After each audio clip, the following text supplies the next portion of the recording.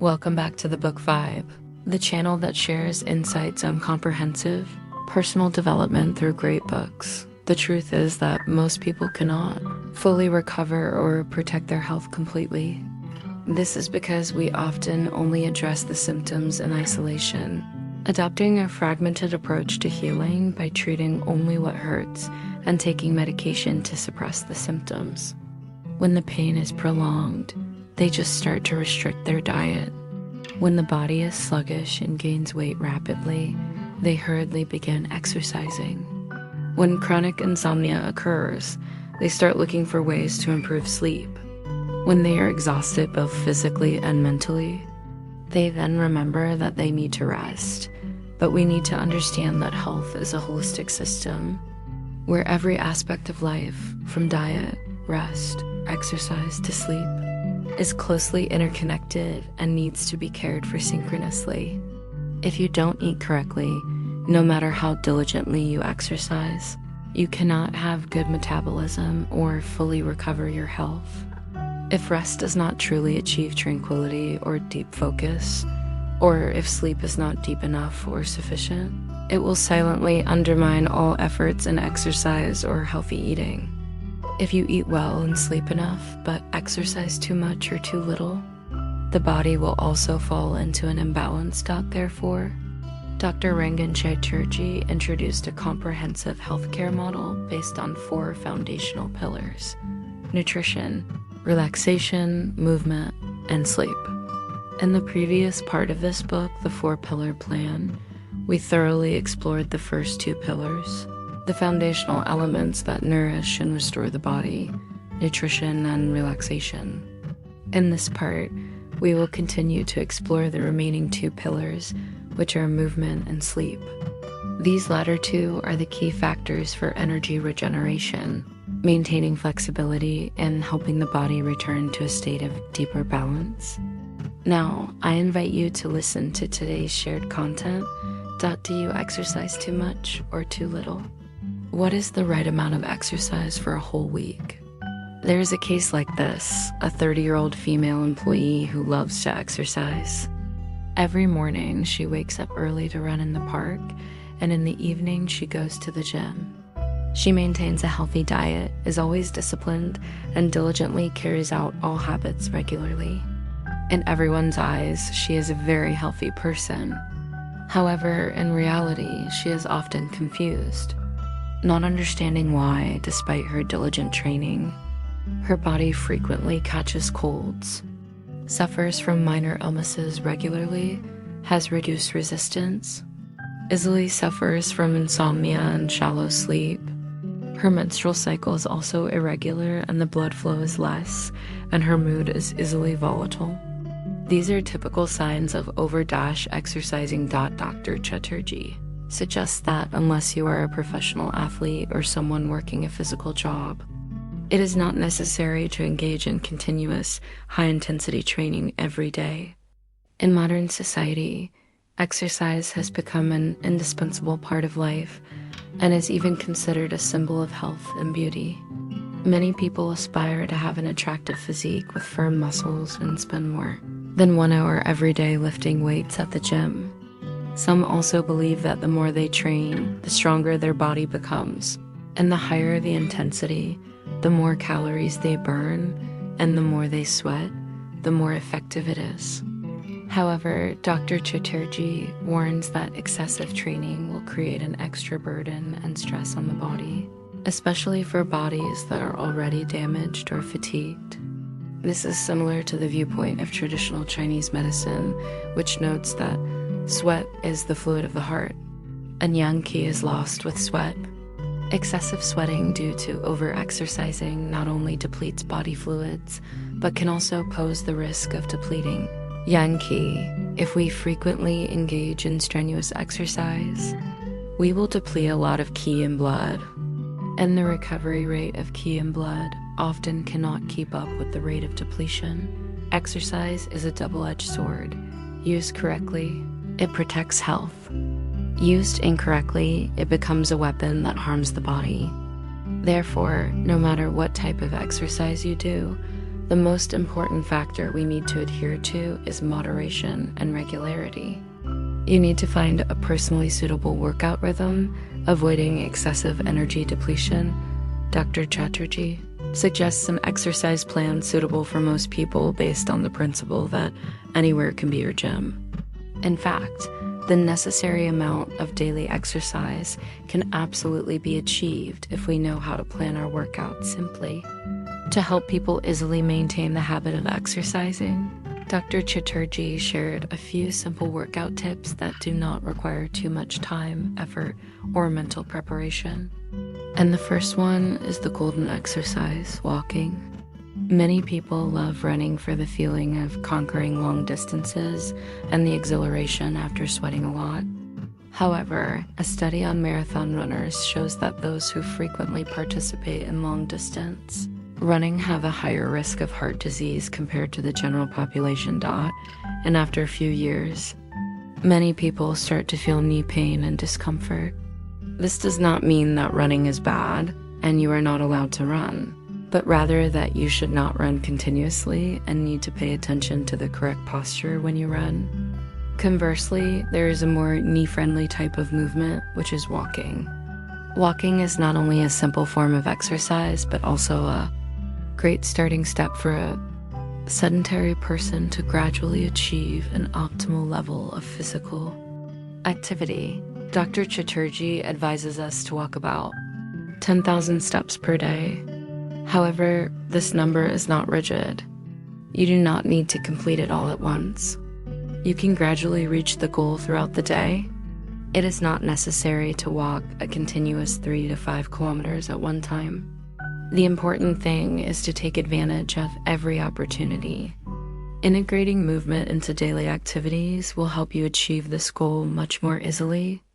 For example, set an alarm after every 45 to 60 minutes of sitting. Stand up and walk around a bit. Or for office workers, a light 10-minute walk after lunch is also a very good option. When commuting to or from work, you can try to create opportunities for yourself to walk. For example, you can get off the bus, train a stop early, and walk to the company or home. In addition, Dr. Chatterjee also advises walking as much as possible in the morning. Latest research shows that greater exposure to morning light helps burn excess fat and aids in weight loss. Furthermore, walking in the morning sun is also a method to improve sleep quality, which we will discuss in the next section. If you cannot reach 10,000 steps, walking about 6,000 to 8,000 steps per day is also considered a relatively healthy level. The level of walking also needs to be adjusted to suit each person's physical condition, age, and training habits. View this 10,000 steps as a number, reminding you not to continuously exceed this limit daily, and not to sit for too long or walk too little. When you start seeing everywhere as a gym, you will find that life always gives you countless opportunities to live healthier. The second action plan is to perform 2 sessions of muscle strengthening per week. We often think that muscles only serve to enhance strength and create an attractive physique. However, in reality, muscles play a crucial role in many daily activities. Every time a muscle contracts, our body releases various types of signaling cells. Among them, IL-6 is particularly important due to its anti-inflammatory capabilities. In addition, when you have more muscle mass, your body will have more storage to process consumed sugars, helping to control the risk of type 2 diabetes. This becomes even more important for people over the age of 30. This is because the process of natural muscle loss begins at this age, leading to slower metabolism and decreased bone density. Just like the brain, muscles need to be maintained through strength training. Therefore, exercising your muscles at least twice a week is extremely necessary to protect and maintain your health. However, you do not necessarily have to go to the gym or use specialized weights. You can simply wear casual clothes and perform simple but effective exercises right at home. Dr. Chatterjee suggests the following exercise routine for muscle groups. 1. perform 5 to 10 squats. Consult a fitness expert to ensure correct form and avoid knee pain. 2. Perform 5 to 10 calf raises. Stand straight, raising your heels as high as possible. Use a wall or cupboard for balance. 3. Perform 5 to 10 push-ups. 4. Perform 5 to 10 tricep dips. Place your hands behind you on a stable surface, chair seat, table, sofa armrest, and use arm strength to lift and lower your body. 5. Perform 5 to 10 lunges on each side. Step 1 foot forward, bending the knee instead of squatting. This is a design consisting of 5 movements that do not take too much time but can cover 90% of the major muscle groups from the legs, core to the upper body, helping you achieve full body muscle training. Action plan number 3. 2 sessions of high intensity interval training, HIIT, per week. We should not overexert ourselves with continuous vigorous exercises, but we also should not let the body become too accustomed to exercises that are too light. The core principle of HIIT is not to exercise continuously for a long time at a constant intensity, but rather to divide the workout into short, intense segments interspersed with intermittent rest periods. And during those short segments, you need to use your maximum speed and strength, thereby helping you achieve a sufficiently strong workout effect, challenging the heart without falling into an overtraining state. The most effective HIIT is one that makes us sweat, causes our heart to beat fast, and leads to heavy breathing. Challenging the body twice a week is the right amount to enhance cardiovascular health and body resilience. HIIT can also improve insulin sensitivity, significantly reducing the risk of type 2 diabetes, while also improving the function of cellular mitochondria, thereby enhancing whole body performance. The most dangerous visceral fat is also primarily burned. Through this high-intensity training, Dr. Chatterjee shares with us a simple training method that can be easily incorporated at any time of the day. When you go out for a walk, set a goal to walk as fast as you can for 1 minute. Reduce your speed back to normal for about 30 seconds, and then repeat the fast walking for 1 minute. Initially, you can try practicing 1 to 2 times, then gradually increase it to 2 to 3 times at different times of the day. Once your body is accustomed to it, you can perform 5 high-intensity interval walking cycles, totaling only about 10 to 15 minutes. Each week, challenge yourself to see if you can walk farther within the same 1-minute period. This is an interesting and effective process that helps you easily accumulate workouts without having to dedicate too much time. You will see a marked improvement in your health, and every day will become an opportunity to enhance your body's capabilities. The 4th action plan is to perform spontaneous movement 3 to 4 times a week.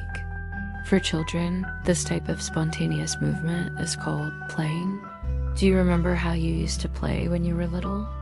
Sometimes you would run and jump around the house, play hide and seek, or play jump rope with your friends. As adults, we barely play anymore. But in reality, such spontaneous movements are very beneficial for our physical and mental health. Don't think that exercise is only effective when you dedicate a continuous 30 minutes to an hour at a time.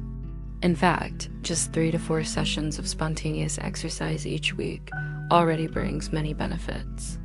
In the book, Dr. Chatterjee introduces a set of spontaneous exercises that can be performed immediately during a break. The sequence is: 1. Lean against your study or office desk and perform 3 push-ups. 2.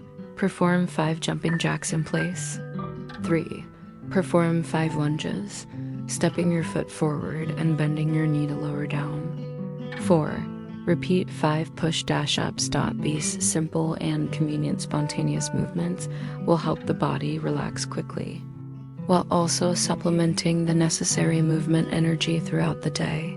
Finally, there is an extremely important exercise that we often overlook: strengthening the gluteal muscles at least once a day.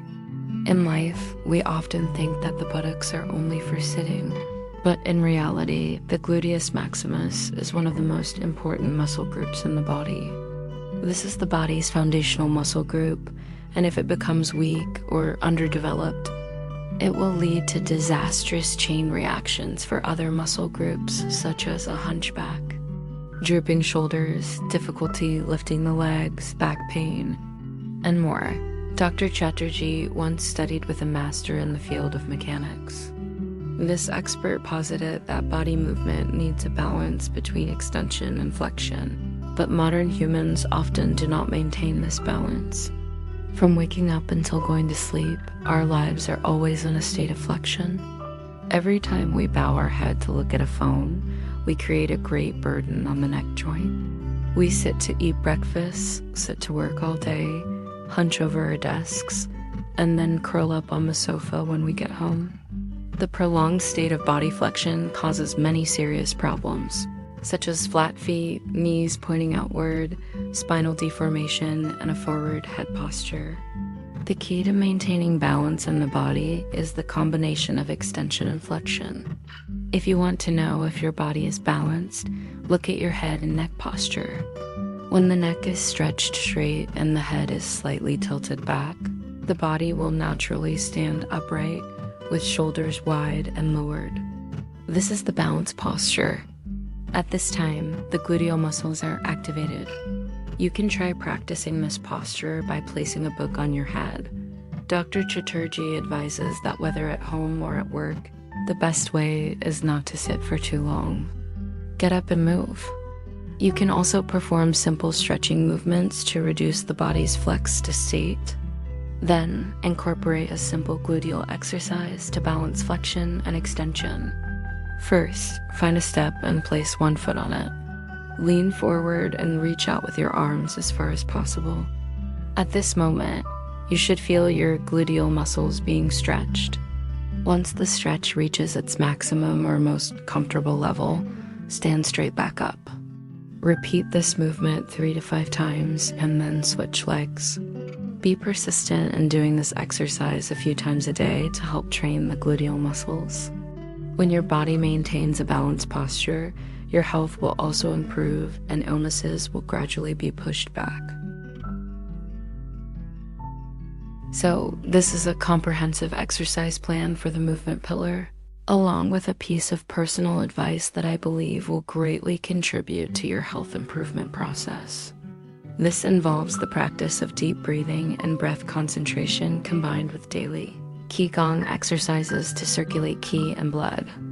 An exercise that I am very fond of and has helped me enhance my health every day without consuming too much time as Bajuan 8 brocades of silk. Just about 10 minutes a day, performed regularly, will help you distinctly feel the improvement in your health, from enhanced blood circulation to soothing the stresses of life. Finally, the 4th core pillar for building a healthy lifestyle is sleep. In reality, many people do not truly understand their own sleep quality. Let's do a short test to see what your current sleep quality is like. Do you feel alert and energized when you wake up? Second, can you wake up on your own every morning without an alarm? Third, can you fall asleep quickly within 30 minutes after getting into bed?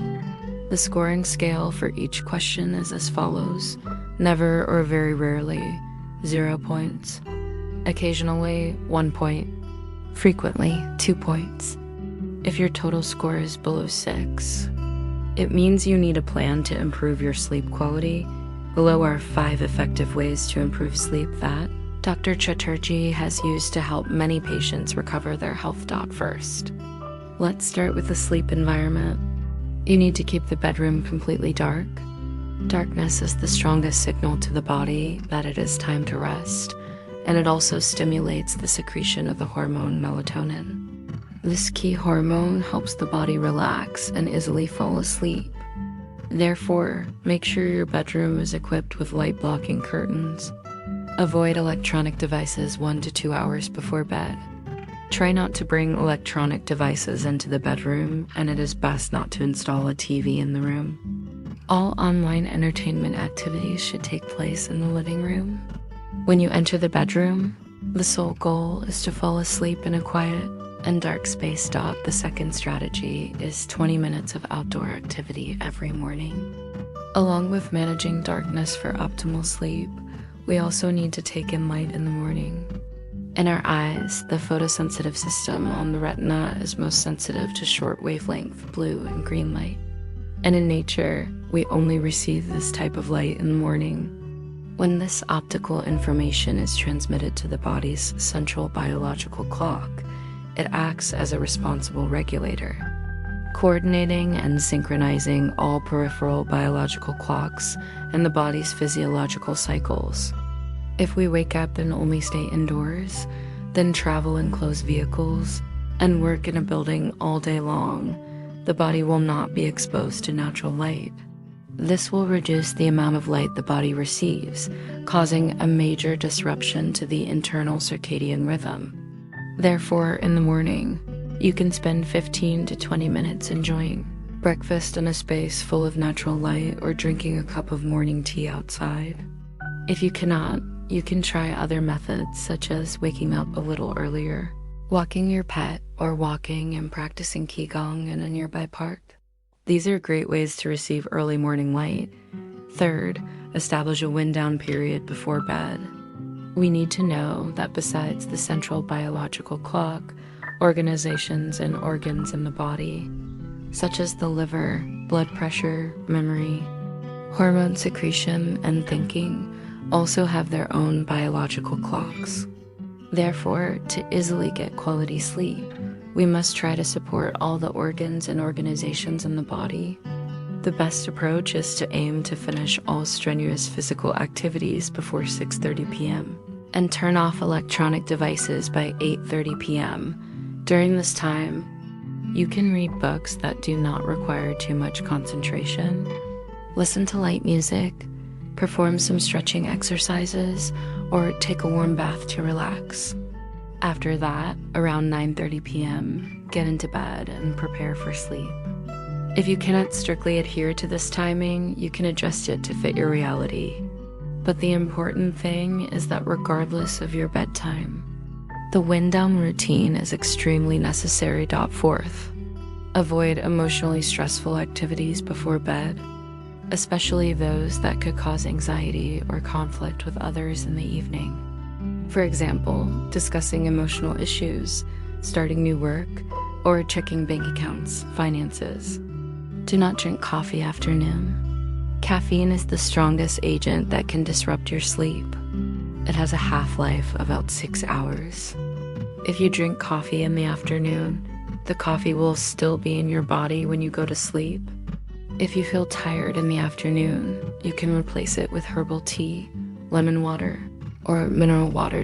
There is a saying, life is a series of choices. Different choices lead to different lives. Every action we decide to take, should I finish this packet of snacks today? Should I wake up and walk or keep sleeping? I feel tired today, I'll exercise tomorrow. I'll only sleep after watching the whole episode. All these choices are creating our lives, and our body and mind are the mirrors reflecting how we are living. Are we peaceful? Are we happy? Are we healthy? Let every day of yours be a series of choices without regrets. Stop regretting delaying things again and again. Stop blaming yourself because the plan you set could not be achieved. Many people cannot maintain habits because they lack a clear plan or the goal is too big to sustain. A start from simple things, small changes from the first steps, is what can help us persevere and be persistent. The 4-pillar plan for building a healthy lifestyle is actually based on very simple habits. It does not demand abrupt change or create pressure, but rather encourage the gradual integration of these methods and lifestyle habits in the most natural and balanced way. So improve gradually.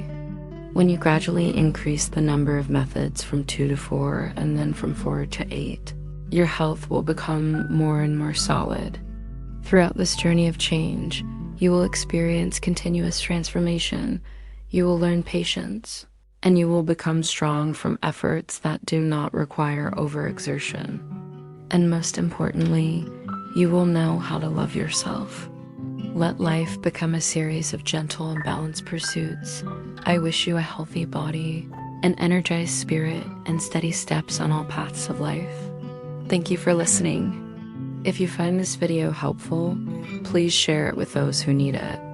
Don't forget to give me a like, hit the subscribe button, and turn on the notification bell to watch the latest videos every week. Thank you again, and I look forward to seeing you in the next video.